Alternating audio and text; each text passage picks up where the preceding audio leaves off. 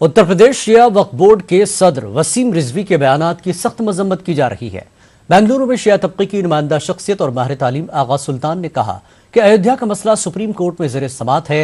मुसलमानों की नुमाइंदा तंजीमों ने अदालत के फैसले को मानने का ऐलान किया है, लेकिन वसीम रिजवी बीजेपी और संघ परिवार के इशारे पर गैर जरूरी मुदाखलत कर रहे हैं। Supreme court, honourable supreme court 5 दिसंबर से लगातार डे टू डे बेसिस कार्रवाई करने वाली है। अब ये वसीम रिजवी का जो बयान है, इसको हम सख्त मज़म्मत करते हैं, वी कंडेम इट, क्योंकि वसीम रिजवी रिप्रेजेंट नहीं करता पूरे शियों को हिंदुस्तान के। वो एक वक्फ बोर्ड का चेयरमैन है, नंबर 1। नंबर 2, वो समाजवादी पार्टी में था। अब वो खुद बचने के लिए, बीजेपी की हुकूमत आई है, बचने के लिए ये कर रहे हैं। उनके ऊपर केसेस जारी हैं और सुना है कि वो बेल लेके कार्रवाई चला रहे हैं।